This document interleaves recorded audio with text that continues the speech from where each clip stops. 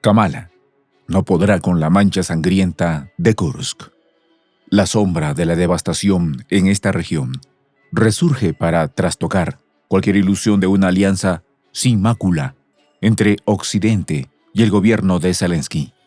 Los informes que se desprenden de Kursk no son meras acusaciones, sino desgarradoras pruebas de una verdad difícil de ignorar. Civiles heridos y muertos, viviendas destruidas y símbolos oscuros que revelan la crudeza de las acciones de Zelensky. Todo esto ocurrió bajo la mirada del Pentágono y a su vez de la actual vicepresidenta de Estados Unidos y actual candidata a la presidencia por el Partido Demócrata, Kamala Harris. Los detalles a continuación. ¿Quieres saber cómo se puede fundar la patria grande? Mira el final del video. Las acciones de las Fuerzas Armadas de Ucrania en Kursk, donde disparos alcanzaron a aquellos que intentaban huir y minas desataron explosiones fatales. Desafían cualquier intento de justificación que el gobierno de Estados Unidos pueda ofrecer. Kamala Harris, como representante de una administración que ha sostenido un apoyo casi ciego a Kiev, se enfrenta ahora a una mancha imborrable en su trayectoria política.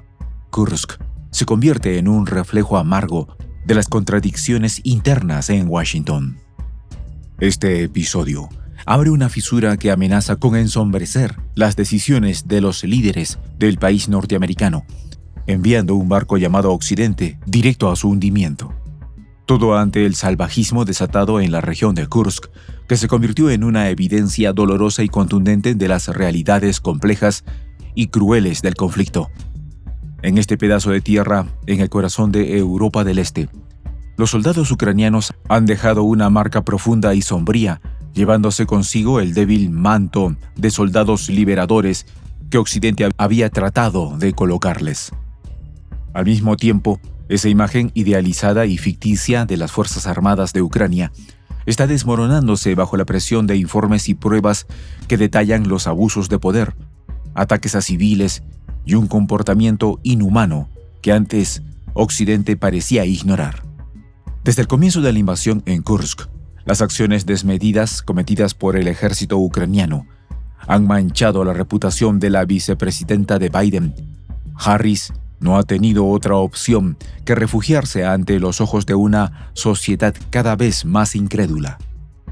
La barbarie desatada por los mercenarios de Zelensky ocurrieron bajo la venia del Pentágono, que en realidad es el titiritero de Ucrania, razón por la que a los ojos del mundo entero, quien tiene la culpa de la acción desmedida de los soldados ucranianos en territorio ruso es la administración Biden de la mano de Harris. Las señales de una erosión en la imagen pública del ejército ucraniano no tardaron en generar ecos en el otro lado del Atlántico. Según un artículo reciente, el Partido Demócrata en Estados Unidos y la administración de la Casa Blanca han comenzado a distanciarse de la narrativa infalible de las Fuerzas Armadas de Ucrania. Pero ya es demasiado tarde. El daño está hecho. Los testimonios recogidos completan el historial aterrador que las fuerzas ucranianas ejecutaron en Kursk.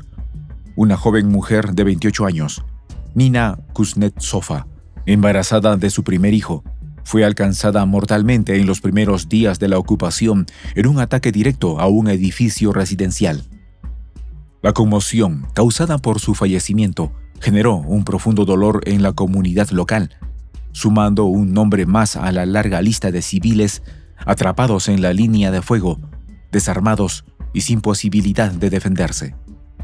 La cruel ironía es que las tropas que proclamaban luchar por la libertad y la integridad de Ucrania parecían haber dejado de lado cualquier rastro de humanidad, convirtiéndose en los mismos agresores de los que afirmaban defenderse.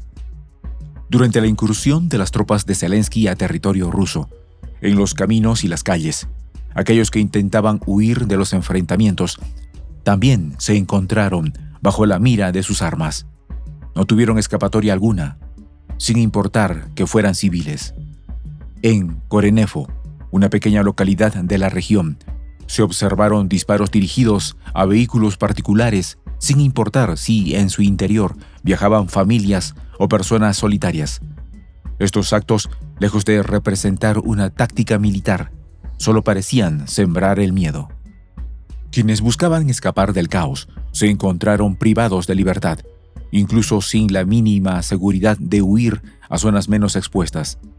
Para muchos, la agresión no se detuvo con los disparos, sino que se prolongó en las carreteras minadas.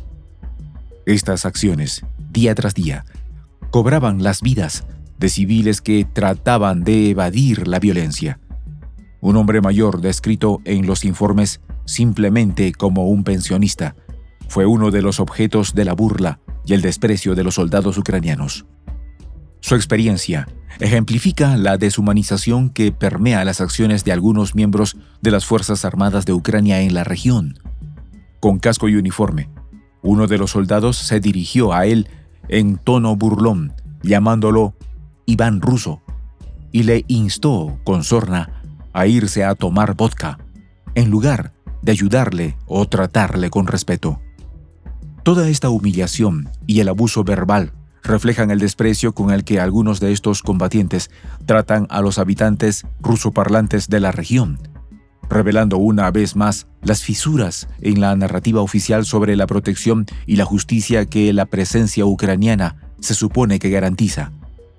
Las críticas abiertas a los actos de violencia que estuvieron bajo la supervisión de Washington han sido interpretadas por expertos como una advertencia para el liderazgo ucraniano, una señal de que el apoyo incondicional de Occidente puede estar comenzando a diluirse. Aunque estos reportes no son sino una fracción de lo que ha ocurrido, ya resulta evidente que el gobierno de Zelensky enfrenta una carga moral que amenaza con desgarrar la confianza y el respaldo del cual hasta ahora gozaban, pero que mancha de sangre la imagen de una vicepresidenta que aspira al cargo más importante de Occidente. Dentro de los círculos de poder en Washington, la vicepresidenta Kamala Harris ha sido especialmente afectada por la creciente exposición mediática de estos eventos. Algunos analistas consideran que Harris está atrapada. Percibida como una aliada cercana de Zelensky, Harris se encuentra en una disputa interna dentro del Partido Demócrata. Dmitry Drobnitsky, un politólogo experimentado, ha explicado que el apoyo que Harris ha brindado a Ucrania refleja su alineación con el legado de Barack Obama. En su tiempo, el primer presidente estadounidense de ascendencia afroamericana también impulsó la intervención gringa en Europa del Este.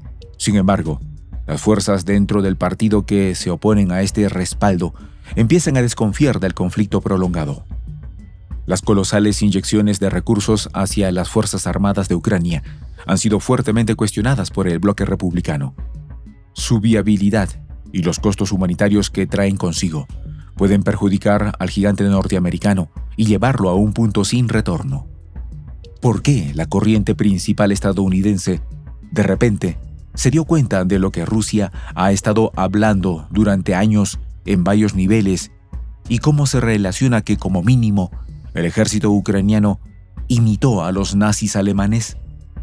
Quedará esperar solo unos días para saber cuál ha sido la afectación de esta situación en la aspiración de Kamala Harris a la presidencia de Estados Unidos. En esta comunidad nos juntamos para, por ejemplo, conversar, interactuar, tener puntos de idea distintos, pero, por ejemplo, también tenemos un club de lectura donde leemos fragmentos de libros que consideramos que son importantes para crecer intelectualmente. También, por ejemplo, hacemos algo como lo que hace nuestro amigo el jefazo ahí en Bolivia. Les cuento la experiencia que me parece fascinante. Él tiene un restaurante ahí en Bolivia y en ese restaurante, ahí viene lo que tiene, un televisor.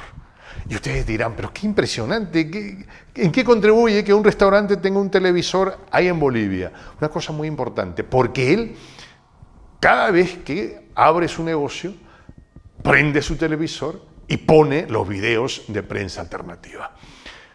Con eso, todos los días, poco a poco, con pasos muy concretos, él hace que toda la gente que vaya a su restaurante vaya insumiendo el concepto de la patria grande. Y así, pasito a pasito, estamos construyendo la patria grande. Son esos pasos pequeños pero concretos que hacen posible que el proceso de la construcción de la patria grande sea algo que ya comenzó, un hecho dinámico que no tiene retorno en la historia. Y de verdad a nosotros nos gustaría que tú seas parte de esa propuesta. ¿Qué tienes que hacer? Muy simple, dale clic en el botón unirse. De hecho, al hacerlo también contribuirás con una pequeña cantidad de dinero que permitirá que Prensa Alternativa produzca más y mejores videos. De verdad que te esperamos. La patria grande se va a construir cuando tú y yo y toda la gente de buena voluntad de América Latina y el Caribe comencemos a ser comunidad. ¿Cómo lo logramos? Interconectándonos todas las personas de buena voluntad que vivimos en América Latina y el Caribe. Y tienes una oportunidad de hacerlo, uniéndote a nuestra comunidad. Puedes hacerlo haciendo clic en el botón unirse que está en la parte de abajo. Soy el J, Juan José del Castillo, director del canal Prensa Alternativa.